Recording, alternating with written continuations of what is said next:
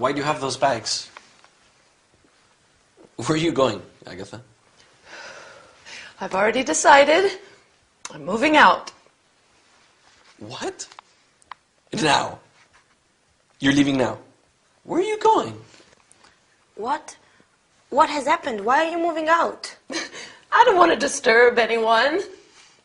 I think Victor and I need to lead separate lives. Victor needs his freedom.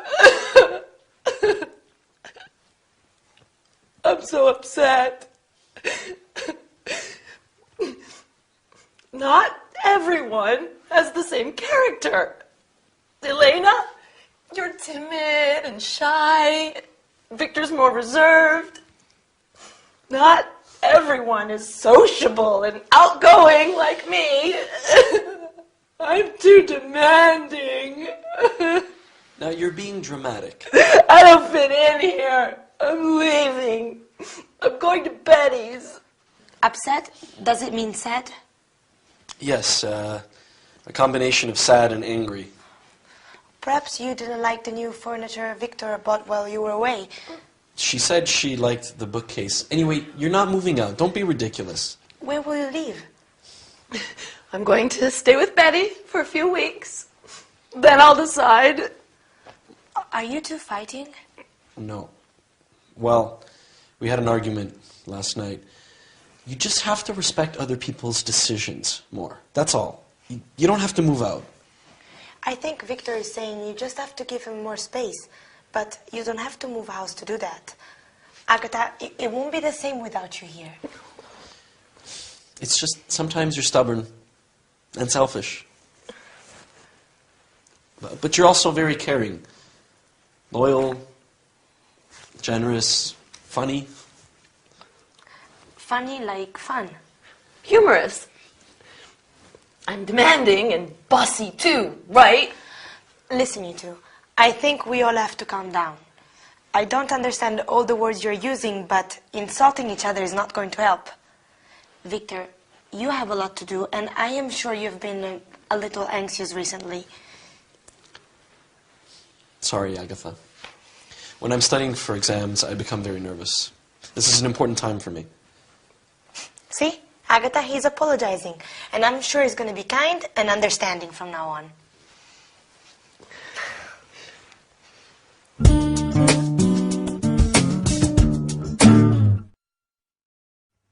Hello everyone, welcome to your English lesson with me, your charming, kind and modest Gabrielle.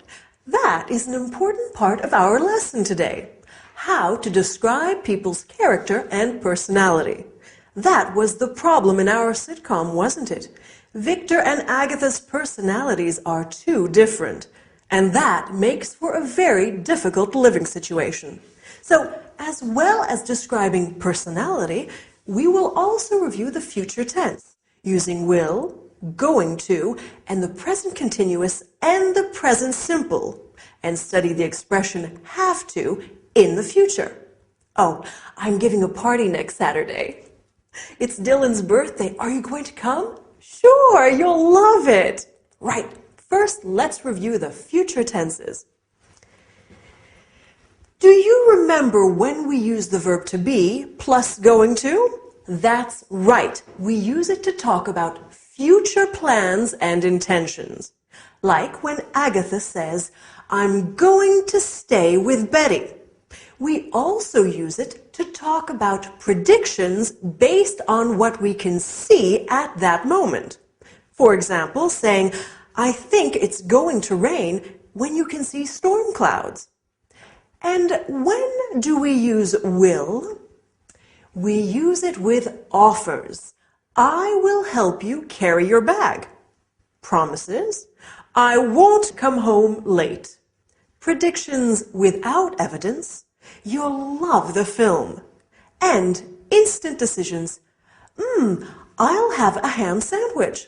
Now, to talk about the future, we also use the present continuous when we want to talk about future arrangements.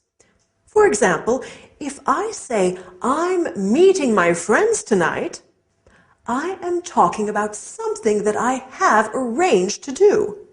He's flying to Rome tomorrow. We're playing volleyball in the morning. We can also use the present simple for fixed future arrangements. I start my Spanish course next week. It begins at 9 o'clock. Wow, there are a lot of ways to talk about the future. Can you remember them all? Don't worry, you will. That's a promise. If we want to say that someone has to do something in the future, we use the expression will have to. For example, if you want to speak English well, you will have to study hard. If I want to buy a new car, I will have to save lots of money. Will have to stays the same in all persons. So we can also say, if Dylan wants me to cook dinner, he will have to wash the dishes. Okay, for his birthday, I'll do everything. Now, let's look at some ways that we can talk about character and personality. As I said before, I think I am charming, kind, and definitely modest. How about you? Are you timid and shy like Elena, or reserved like Victor? Or maybe you are like Agatha, sociable, loyal, and generous, but also stubborn, selfish, and demanding. My Dylan is such a sweet and caring man, but he can also be very moody at times. Lady Coco is loving and affectionate when she wants food, but she can be quite aggressive if I try to give her a bath. It's not easy being a mom. Speaking of which, I think it's bath time now for my little kitty cat. Wish me luck. See you next time. Bye.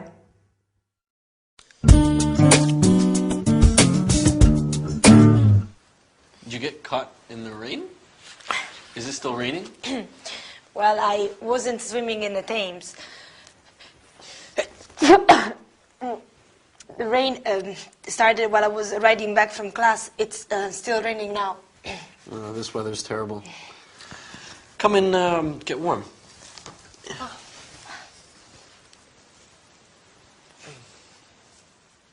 There you go. Is Agatha home? No, she was on her way to yoga when I came back from class.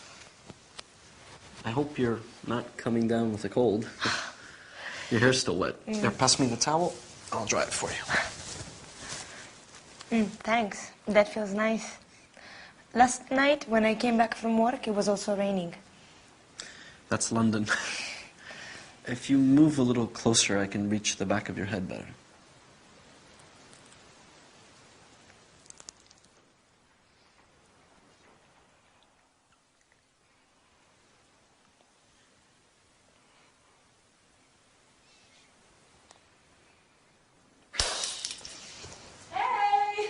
It's just me. Are you okay? All's well. It's just the vase near the door, that's all. Oh. I have to make a phone call. I'll do it from the other room so I don't disturb you two there studying. You don't have to. We can go upstairs. I can go to my bedroom, and Elena is better off drying her hair in the bathroom. Yes, of course.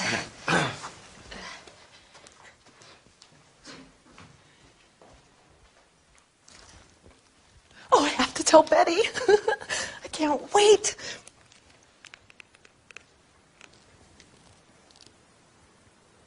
Good morning. May I speak to Betty Summers, please? Betty, you'll never guess. Betty? Oops. Sorry, wrong Betty.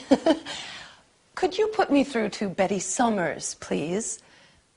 She works in the accounts department on the second floor, extension 566. Yes, I'll hold. Thanks.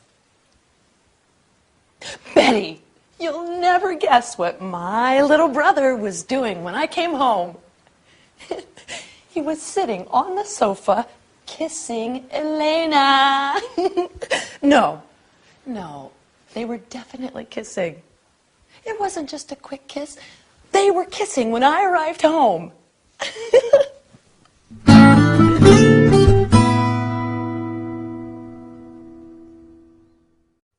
No, no, listen, Mom, I have to go. My lesson is starting. I'll call you back tonight. Bye. Sorry about that. My mom loves talking on the phone. It's sometimes difficult to get her to stop. Well, how about the sitcom today? It was getting pretty steamy on the sofa, wasn't it? Anyway, let's look at what we are going to study today. First, we will look at the past continuous. For example, I was walking. You were dancing. Then we will look at some prepositions of place and movement, such as in, on, at, and by. Then finally, we will learn some language used on the telephone. Okay? Let's get started. So, when poor Elena came in, she said that the rain started while she was riding back from class. This is an example of the past continuous. The verb to be in the past, so was or were, plus the verb in ing. I was cycling. You were speaking. She was studying. We use the past continuous to describe an action that was in progress in the past. We often use it with the past simple to describe a long action interrupted by another action. For example, I was walking down the street when I saw John. She was washing the car when it started to rain. We also use it to describe two past actions happening simultaneously.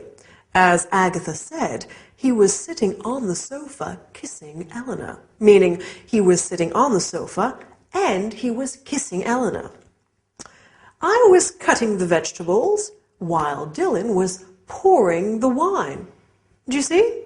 Now, let's look at some prepositions of place and movement. Has anyone seen my bag? Oh, here it is on the table. Oh, I'm so forgetful. I can't remember where I put my keys either. Ah, silly me. Here they are in my bag. I remember I put them into my bag so I wouldn't lose them.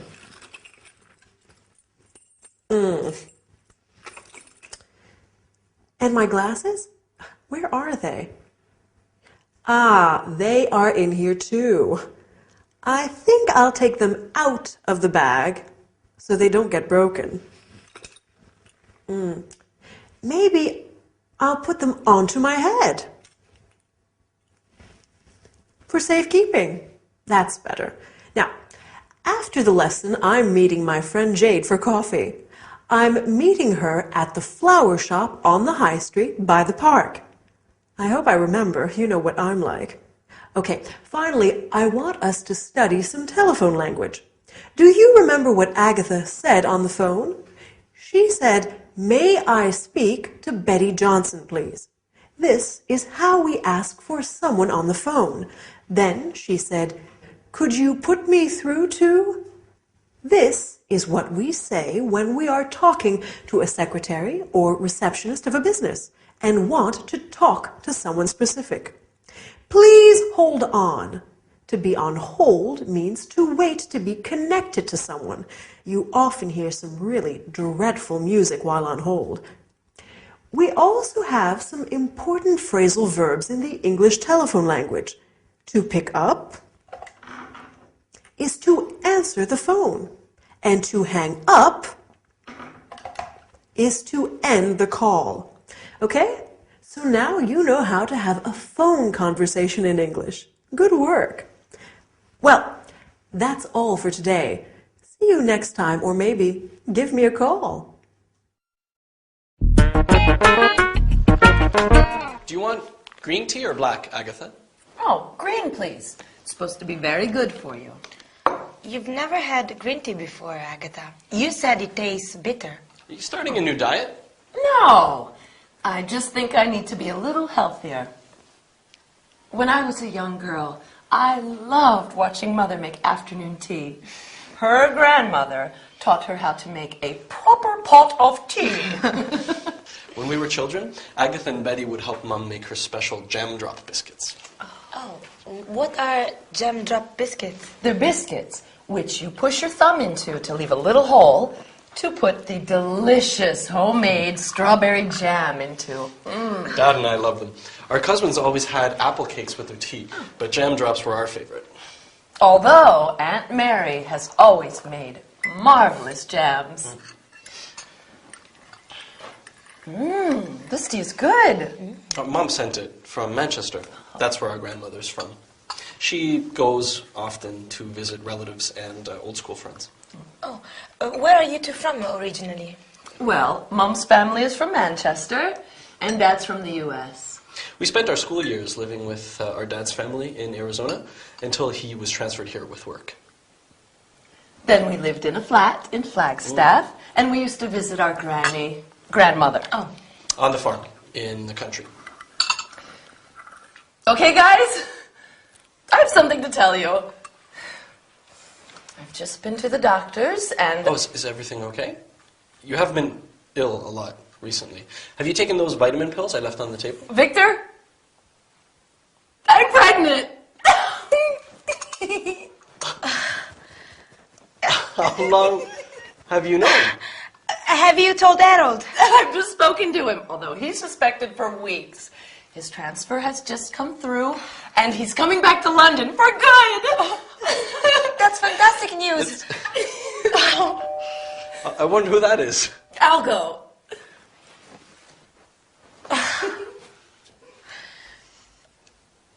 Harold! Oh, what a surprise!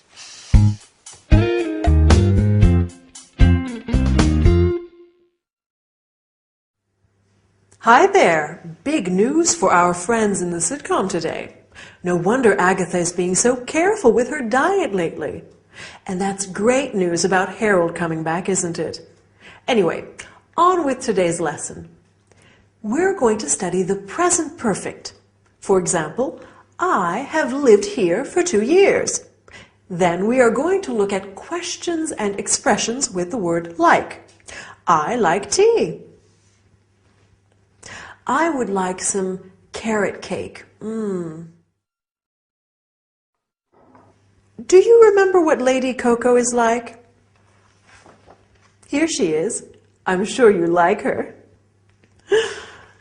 Finally, we will look at how to describe your childhood.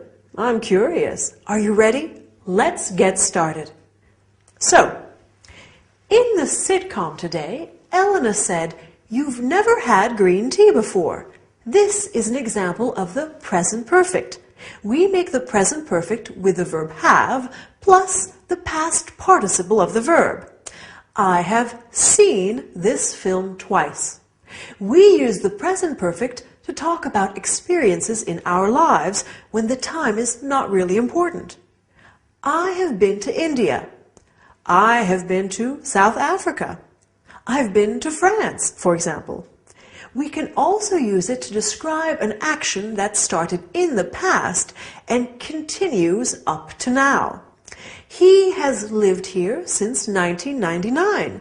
It means he's still living here. I've been singing since I was a child, and I keep doing it now. Another use of the present perfect is to describe an action that happened in the past that has a result in the present, an influence on it. Have you done your homework? Yes, I have. So you can go out now. Agatha said, I've just spoken to him, and now he knows everything. We use the word just when the action happened very recently. You have just learned how to use the present perfect. Well done.